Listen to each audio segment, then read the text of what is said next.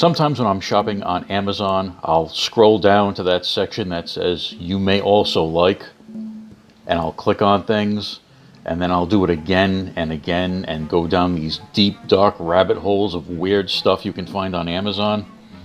That's where these guys came from. They are described as small gorillas mini fighting orangutan solid standard orangutan with weapons figurine action gorillas.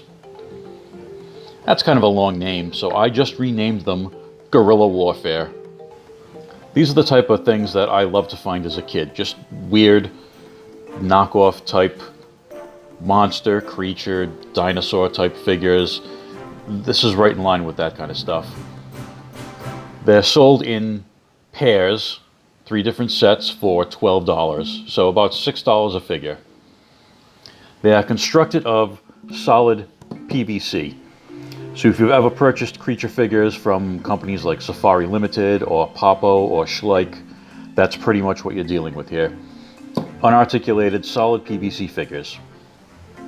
So the obvious comparison with these guys would be Planet of the Apes, but they remind me more of a DC Comics character called Monsieur Mala, who was an intelligent gorilla who was decked out in military hardware. He was a supervillain.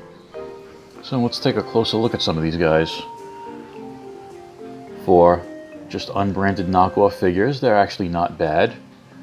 There's some nice paint applications on them. Get a little bit of a gray wash over the brown plastic.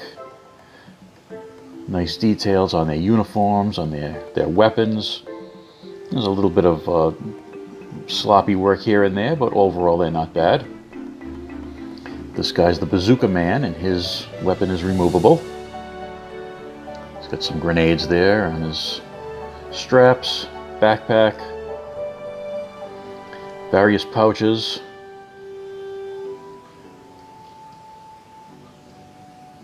This guy's in a crouched position. I believe this is maybe a grenade launcher.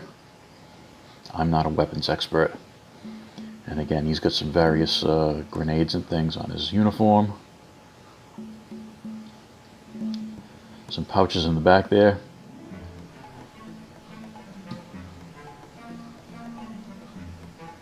This guy has a removable rifle.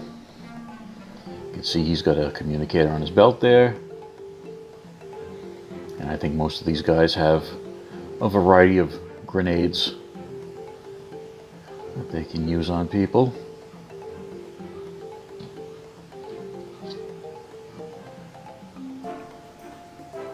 This guy also has a removable rifle. And his dagger is molded into his hand.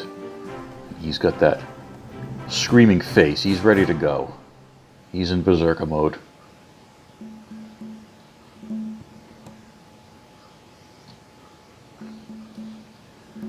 This guy is the only one to have some headgear. He's got a bandana and some goggles up there.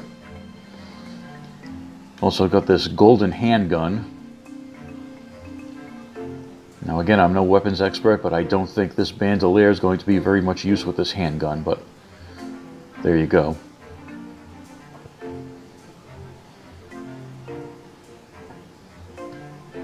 And back here we have the communications guy. No weapons on him, but he's got his headset, he's got his radio. And his backpack, I believe that's supposed to be an antenna back there, which should be raised if he's making a call. Calling for reinforcements, or maybe for a banana delivery, who knows. So obviously figures like this would have no use as actual action figures, as they have no articulation, but I like to grab cheap little guys like this every once in a while to set up scenes for photography or to set up a diorama on a shelf.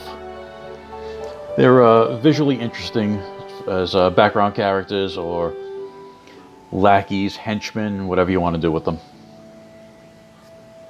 For example, if Cobra Commander gets fed up with those insubordinate fools that he has to work with all the time, he can have Dr. Mindbender whip him up a platoon of guerrilla fighters to take on those accursed Joes. Maybe they can somehow appear on the Planet of the Apes, or make an appearance in your Final Faction adventures. So that's it for my look at Guerrilla Warfare. Just a little glimpse into some of the weird and goofy stuff that I get into sometimes. So thanks for watching, and I'll see you guys in the next one.